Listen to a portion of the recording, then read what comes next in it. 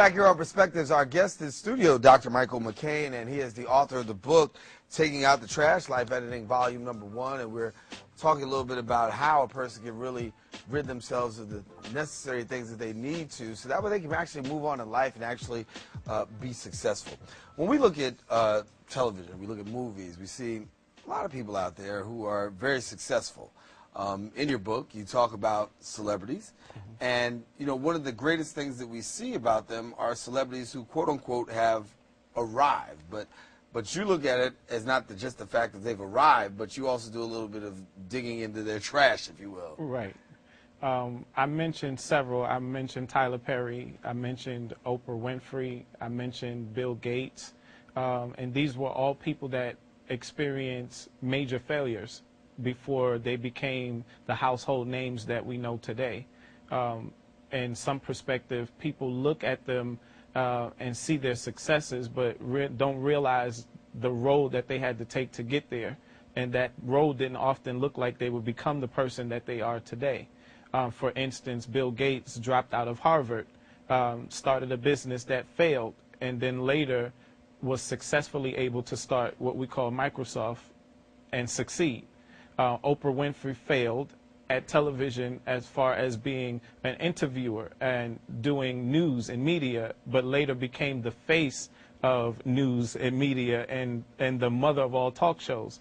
Tyler Perry failed at being successful as far as his plays was concerned, not drawing the right crowd, not drawing enough crowd to substantially pay even his actors that act in his play, and now is a household name with his movies. So these were all people who had to go through some things, that had to experience some things that basically molded them. Those experiences molded them into the successes that they turned out to be later.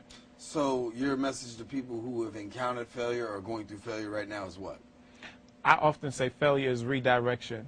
When you're faced with failure, failure gives you that opportunity to look at your life, reassess where you are, reassess what's going on in your life, and put yourself on a different path. So as we're talking here, we're talking about getting your life in order and actually taking out the trash, dealing with some of the issues that we deal with in everyday life. And a lot of us carry a lot of baggage, and a lot of us deal with a lot of things that are really can be detrimental to our health. And in our book, in this book here, Dr. McCain shares a little bit about that. And one of the things that he talks about in his book is about the idle spirit. And a lot of people have a lot of idle time. And I guess when you have that idle spirit, there's a lot of things that comes with that. Right. When you have an idle spirit, you're not operating in purpose. You're not operating in what you've been called to do. What is the real reason why you're here? What is the value that you have to give to the world? What is the gift that you should be presenting to the world, and how serious do you really take that? Because when you understand what you're here to do, you get about the business of doing it. And once you get about the business of doing it, you become the answer to someone's need. You become what is in need. Basically, your gift becomes in demand. And often people want to be in demand, but they're not operating in the purpose that they should be operating in. And so, push that out a little bit further. For instance, I was guilty of that, knowing that I had answers, knowing that people depended on me for answers, but I refused to cultivate that gift. I refused to cultivate my art as a speaker, as a writer, and it took me a long time to center myself, to realize that people are not just calling on me just for the great advice, but it was something even further. I had untapped potential that I could reach more people with the gift that I had if I just center myself more. And one of the things that I experienced is that after becoming a published author and putting my stuff out there, there were so many people or so many lives that were being touched that would have never been possible as long as I stayed in that idle zone and not operating in what I was called to do. When you talk about being that author, you're not just the author of this particular book, he's the author of actually 10 books. And so, you know, when you get down to writing 10 books, I guess literary is your gift and your calling there. Some of the books that he's written is The Purpose-Driven Prayer Life and Soul Cleanse and Epiphany Letters and The Recession Millionaire. Talk to me about The Recession Millionaire.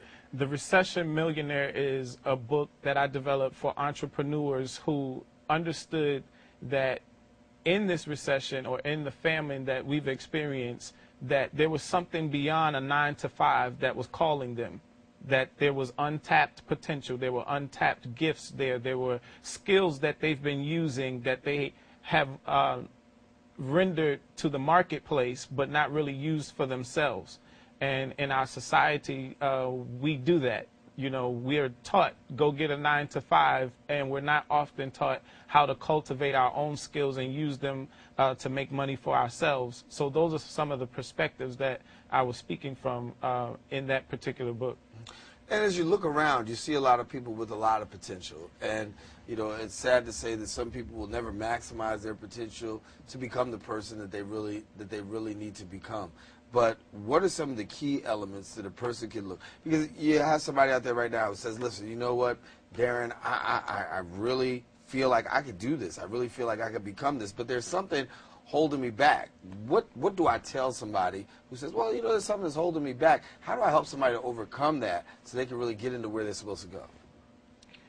The one thing that I would say is set your goals, understand what your purpose is.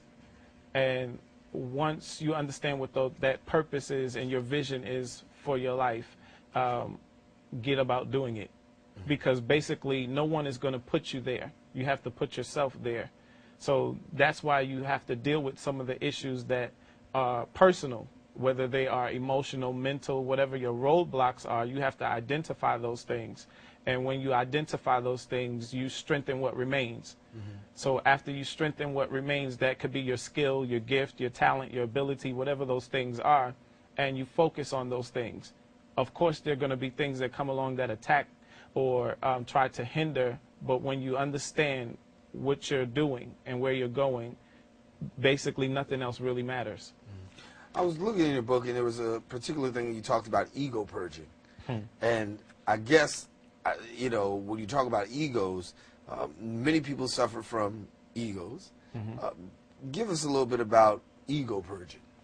There's what we call a positive ego and a negative ego. And often people don't really know the difference. They think that when someone has character or someone is confident in themselves, that they have an ego that is overwhelming. But in essence, it's really a person that understands who they are, understands their purpose, understands who they were created to be and what they're called to do. And that's what they're projecting. It's really another individual's lack of confidence or self-esteem in themselves that is carrying that perception about them. So often when a person is strong-willed, strong-minded about their gift or whoever they are, that's the perception that people receive from it. But at the same token, there are negative things about the ego that people don't understand, and you could be trying to make yourself more than what you really are, or portraying that in a negative way. So when you have that positive ego, I guess that's what really needs reinforcement. Right. And so when I'm reinforcing my positive ego, what are some, you talk about associations. Right. And the fact of how we need to associate with the proper people. Does that help my ego, if you will? Yes, it will. Yes, it will. Because those positive associations reinforce you. Iron sharpens iron. So if you're around people, I always encourage people, first of all, to hang around people that are more intelligent than them. If you are the only intelligent person in your circles, there's a problem with that. Right. So you should always be connected to people that can feed your gift, feed your skill, feed your ability, as well as mentor those particular skills and abilities. All right, we got to take a quick break. Continuing our conversation with Dr. Michael McCain, we're talking about his latest book, Life Editing, Volume 1, Taking Out the Trash, and here he talks about how you can improve your life. We'll get more from Dr. McCain when we return right after this.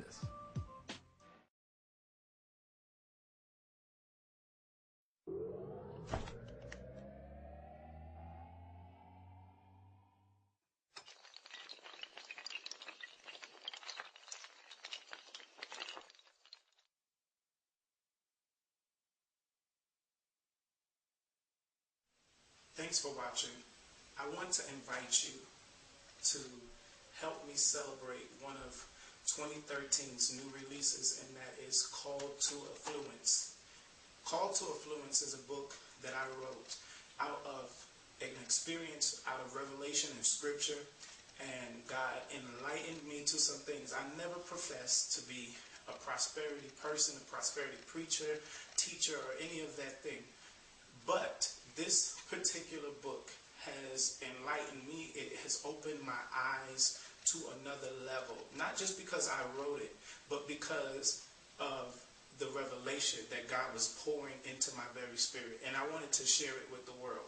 So I wrote Call to Affluence to reach people that have the innate understanding that God has called them to a greater level, that God has called them to more, that he has positioned you, called you to prosper, and helping you identify how at times we may allow roadblocks, hindrances, negative people, situations, occurrences, or circumstances to get in our way and mislead us off that road.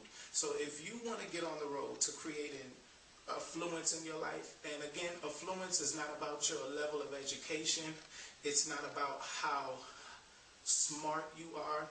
When you're called to affluence, God favors you. He gives you a gift. He gives you a skill. He gives you an anointing. And it's up to you to activate that treasure into the fullness of your purpose. So if you want to learn how to do that, if you want to be motivated, if you want to be inspired to get on the road to affluence, then Called to Affluence is the book for you.